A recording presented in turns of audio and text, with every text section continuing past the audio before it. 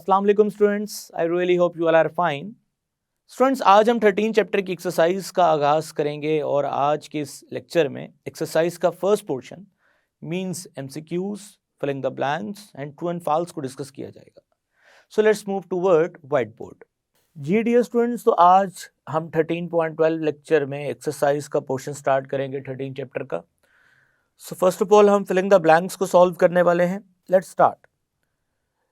Formula of malonic acid is, malonic acid का क्या formula है? डियर स्टूडेंट्स, सबसे पहले आप लोग ये जानते हैं कि जो मेलोनिक एसिड है ये एक डाई कार्बोक्सिलिक एसिड है। It is a di carboxylic acid. अब जहाँ तक इसके फॉर्मूले की बात है तो स्टूडेंट्स इसका फॉर्मूला आप लोगों ने पढ़ रखा है, CH2 COOH। अगर आप इसको चाहें तो ऐसे भी लिख सकते हैं CH2 COOH की ट्वाइस। तो it is the formula of malonic acid. जी students, second filling the blank, methyl nitrile upon acidic hydrolysis produce dash. अब सबसे पहले हमें ये बात जाननी है जो कि मैं ऊपर मेंशन कर रहा हूँ यहाँ पे, when ever nitrile group is hydrolyse in the presence of acid, the nitrile group should convert it into COOH carboxylic acid.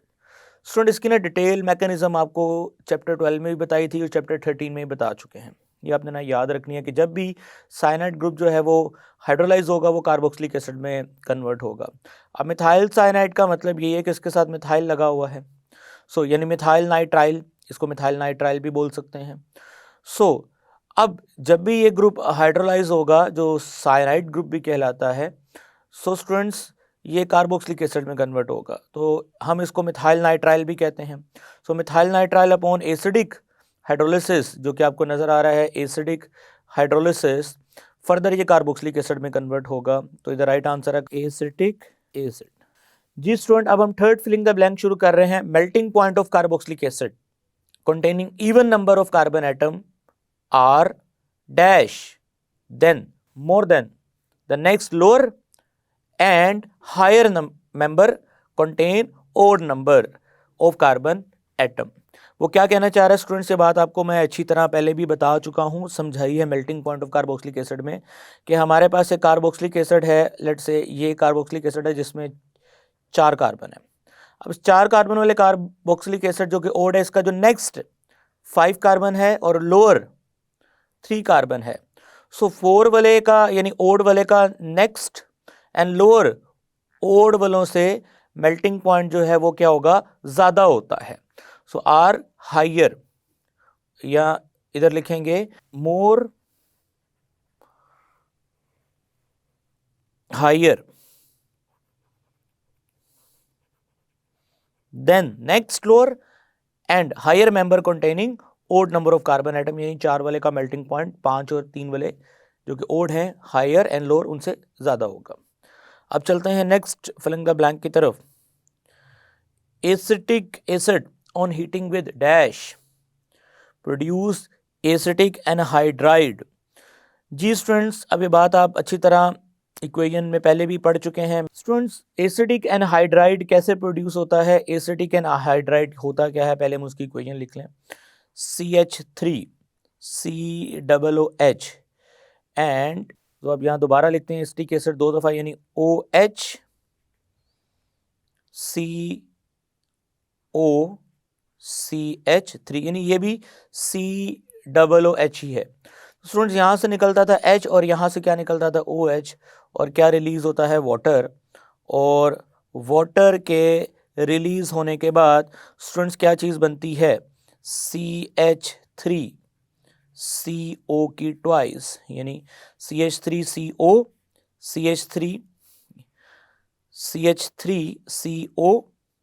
CH3CO ये 2 दफ़ा, और उन दोनों का कनेक्शन ऑक्सीजन के साथ, यानी कि यहाँ पे आएगा साथ में oxygen.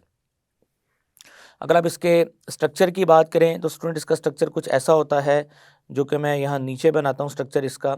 CH3 O, O, C double bond O and CH3। अब इसको मैंने ट्वाइस करके लिख दिया, एक इसको और इसको मैंने ट्वाइस करके लिख दिया, और ऑक्सीजन जो है वो साथ में आया। सो अब ये वाटर को डिहाइड्रेट करने के लिए डिहाइड्रेटिंग एजेंट्स चाहिए, जो कि बहुत सारे हैं, लेकिन हमारे सिलेबस में जो मेंशन किया गया स्पेसिफिकली वो है जी P2O5। तो इस फिलिंग द ब्लैंक में जो आंसर आता है वो आता है P2O5। Next filling the blank, acid chloride and acid anhydride are called dash of acid.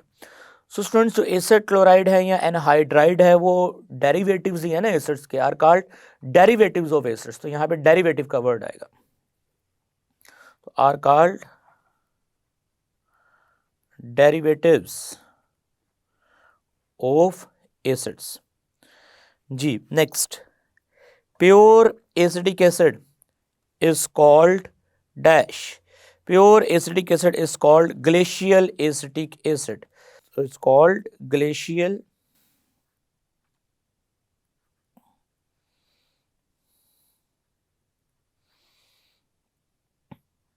acetic acid. तो प्योर एसिटिक एसिड ग्लेशियल क्यों बोलते हैं? क्योंकि जब वो सॉलिड फॉर्म में होता है, फ्रीज्ड होता है, तो वो ग्लेशियल की तरह ही लगता है। So that's why they are also called glacial acetic acid.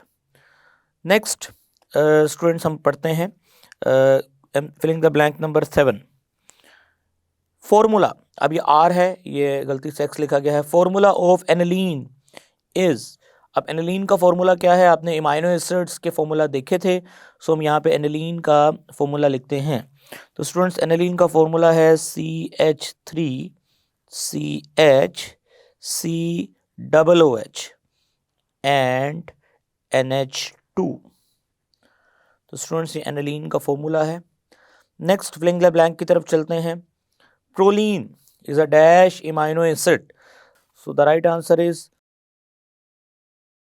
अब आगे चलते हैं, a peptide having a molecular mass more than 10,000 is called protein.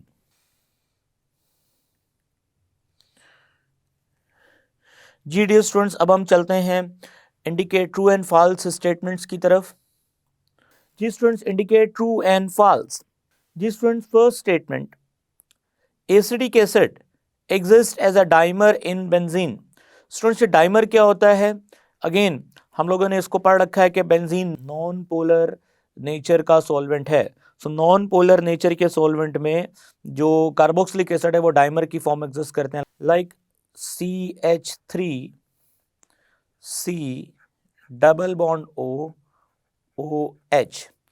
इस तरह students CH3OH and double bond O। तो स्टूडेंट्स, अब यहाँ पे इनके दरमियान में आपको पता है हाइड्रोजन बॉन्डिंग होती है, और इसे हम डाइमर का नाम भी देते हैं, ये साइक्लिक स्ट्रक्चर को डाइमर का नाम भी देते हैं।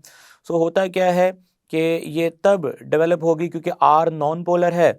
अगर आप कार्बोक्सिलिक एसिड्स को नॉन पोलर सॉल्वेंट्स में डालते हो, सो नॉन पोलर सॉल्वेंट्स में क्या होगा स्टूडेंट्स कि ये non polar portion non polar solvent के साथ जब इंटरेक्ट करेगा और पोलर पोर्शन आपस में ही इंटरेक्शन डेवलप करेगा, तो इस तरह की साइक्लिक स्ट्रक्चर में कार्बोक्सिलिक एसिड यानी एसिडिक एसिड इस केस में अपने आप को अरेंज करेगा। हम इसे डाइमर भी कहते हैं। तो ये first statement is absolutely true statement है ये। First 3 aliphatic acids have Frooti smell. Acids की फ्रूटी स्मेल होती नहीं है, वो एस्टर्स की होती है। सेकंड स्टेटमेंट जो है वो फॉल्स स्टेटमेंट है। Carboxylic acid on reduction with lithium aluminium hydride produce alkenes. तो स्टूडेंट्स, कार्बोक्सिलिक एसिड की रिडक्शन के बाद आपको पता है अल्कीन्स नहीं बनते, या तो एल्कोहल्स बनेंगे पार्शियल रिडक्शंस पे, या आपके पास कंप्लीट रिडक्शन करेंगे तो फिर आपको अल्केन्स मिलेंगे। फॉल्स स्टेटमेंट है। Next, acetic acid on dehydration produce carbon monoxide and hydrogen.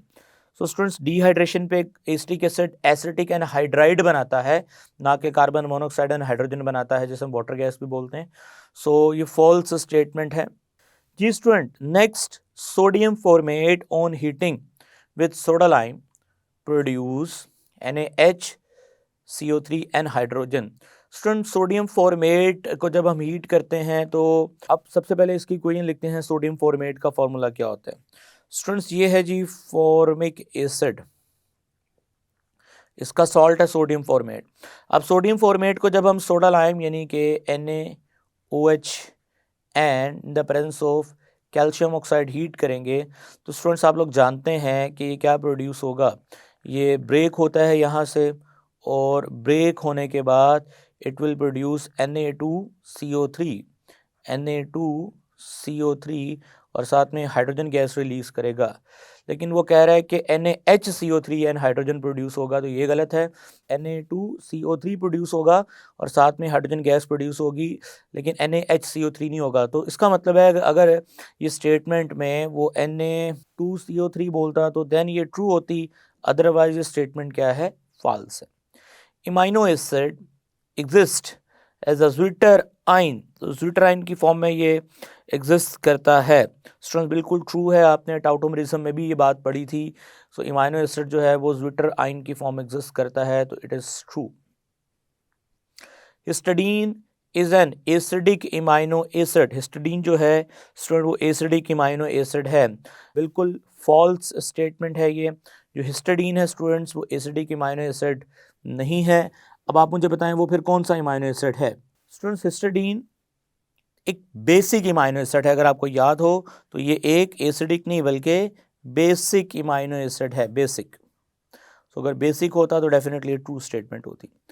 A peptide having molecular mass up to 10,000 is called protein. ऐसा पेप्टाइड जिसका मोलर मास 10,000 तक होगा हम उसे प्रोटीन का नाम देंगे। जी, अभी आपने कुछ देर पहले ही एक फिलिंग द ब्लैंक सॉल्व की थी, उसमें अगर आप पढ़ें a peptide having a molecular mass more than 10,000 is called protein. So up to नहीं, मोर देन आना था यहाँ पे। सो ये भी स्टूडेंट्स फॉल्स स्टेटमेंट है। जी, phthalic acid is a monocarboxylic acid. जी नहीं स्टूडेंट्स, टैलिक एसिड का फॉर्मूला आप जानते हैं, ये डाइकार्बोक्सिलिक एसिड है, तो ये फॉल्स स्टेटमेंट है। Formula of glycine is, glycine का ये फॉर्मूला होता है, बिल्कुल गलत है स्टूडेंट्स। आप लोगों ने अमीनो एसिड्स के स्ट्रक्चर्स में ग्लाइसिन का फॉर्मूला देखा है, सो ये भी फॉल्स स्टेटमेंट है। स्टूडेंट्स अब हम मूव कर रहे हैं मल्टीपल चॉइस क्वेश्चंस की तरफ। So first multiple choice question is acidic acid is manufactured by, acidic acid को किस तरह से मैन्युफैक्चर्ड किया जा सकता है? Option A distillation, option B fermentation, option C ozonolysis, option D esterification. तो स्टूडेंट्स अब एसिटिक एसिड को इनमें से अगर देखा जाए तो ओजोनालिसिस या एस्टेरिफिकेशन से तो प्रिपेयर नहीं किया जा सकता, डिस्टिलेशन भी नहीं इसकी करते। सो फर्मेंटेशन इसका राइट आंसर है। अब फर्मेंटेशन इसका राइट आंसर कैसे है वो आपको थोड़ा हम एक्सप्लेन करते हैं, why the fermentation is right answer. Students आप लोग जानते हैं फर्मेंटेशन से आप अल्कोहल हासिल करते हैं और उस अल्कोहल को ऑक्सीडाइज करवा देंगे तो आप एसिटिक एसिड हासिल कर सकते हैं। और फर्मेंटेशन से जो अल्कोहल हासिल होती है स्टूडेंट्स आप लोग जानते हैं वो कौन सी अल्कोहल हासिल होती है? Ethyl alcohol. इथाइल अल्कोहल को आप अगर ऑक्सीडाइज करेंगे तो स्टूडेंट्स इथाइल अल्कोहल को ऑक्सीडाइज करके आपने चैप्टर 13 में पढ़ा है, you will get acetic acid after the oxidation of ethyl alcohol. Student second MCQ की तरफ चलते हैं जिसमें पूछा गया है कि carboxylic acid contain a hydroxyl group, a carboxyl group, a hydroxyl and carboxyl group, a carboxyl and aldehydic group. Students straight forward इसका आंसर है बीटा। कार्बोक्सिल ग्रुप का मतलब ही आप लोग अच्छी तरह जानते हैं। कार्बोक्सिल, स्टूडेंट्स कार्बोक्सिल का जो वर्ड है वो पहले भी आपको बता चुका हूँ, दो वर्ड से मिलकर बना है, carbonyl and hydroxyl. So hydroxyl से ऑक्सल यानी कार्बोनाइल से कार्बो और हाइड्रोक्सल से ऑक्सल का वर्ड हमने चोरी किया है। सो कार्बोनाइल ग्रुप और हाइड्रोक्सल ग्रुप को इकट्ठा कार्बोक्सिल ग्रुप भी कहते हैं। सो इसका राइट आंसर है बीटा। जी स्टूडेंट्स, अब हम मूव करते हैं नेक्स्ट एमसीक्यू की तरफ। जी स्टूडेंट, अब हम थर्ड एमसीक्यू की तरफ मूव करते हैं। विच acid is use in the manufacturing of synthetic fibre? इनमें से कौन सा एसिड है जो सिंथेटिक फाइबर बनाने के लिए इस्तेमाल होता है? तो स्टूडेंट्स, जो एसिटिक एसिड है form silk which is synthetic fibre. So students, जो एसिटिक एसिड है ये डी, वो इस्तेमाल होता है सिल्क बनाने में, जो कि एक सिंथेटिक फाइबर है। So right answer is delta. जी students, next MCQ. Which following derivative can not be prepared directly from acetic acid? इनमें से कौन सा डेरिवेटिव है जो डायरेक्टली एसिटिक एसिड से प्रिपेयर नहीं हो सकता? तो स्टूडेंट्स, आप लोग जानते हैं acetyl chloride, acetic anhydride, ethyl acetate, ये सारे डायरेक्ट एसिटिक एसिड के रिएक्शन से हम इनको प्रोड्यूस कर सकते हैं। अब ये एसिड अमाइड है, अगर आपको थोड़ा सा इक्वेशन के थ्रू समझाऊं तो लेट्स से हमारे पास इक्वेशन है CH3 COOH। स्टूडेंट, जब इसका अमोनिया के साथ रिएक्शन होगा तो एसिड बेस रिएक्शन होगा, तो बनेगा क्या? CH3 COONH4 positive and negative. Students, होगा क्या? ये प्रोटॉन डोनेट करेगा, ये एक्सेप्ट करेगा, ये माइनस ये प्लस, तो it will convert into ammonium acetate. Ammonium acetate को स्टूडेंट्स फिर आप हीट करोगे, तो अमोनियम एसीटेट को हीट करने पे क्या होगा कि ये यहाँ से वाटर को रिलीज़ करेगा, और वाटर को रिलीज़ करने के बाद फाइनल प्रोडक्ट जो आपको मिलेगी वो मिलेगी CH3 C डबल बॉन्ड, और यहाँ पे आपको मिलेगा NH2, यानी कि यहाँ से 2 हाइड्रोजन और 1 ऑक्सीजन वाटर की फॉर्म में रिलीज हो गया। सो ये वाटर की फॉर्म में जो ये मॉलिक्यूल रिलीज हुआ है, स्टूडेंट्स आप लोग ये बात समझ चुके हैं। इसके बाद यहाँ पे CH3 C double bond O और NH2। अब ये जो कंपाउंड है ना एसिड अमाइड, ये पहले अमोनियम एसीटेट बना और फिर एसिड अमाइड बना है, जबकि बाकी जो केमिकल्स हैं वो डायरेक्ट रिएक्शन के थ्रू बनते हैं। सो हम कह सकते हैं कि ये डायरेक्टली जो है प्रिपेयर्ड नहीं होगा, तो राइट आंसर है इसका एसिड अमाइड, क्योंकि पहले ये अमोनियम एसीटेट में कन्वर्ट हुआ है। So right answer is acid amide. जी स्टूडेंट, मूव कर रहे हैं नेक्स्ट एमसीक्यू की तरफ।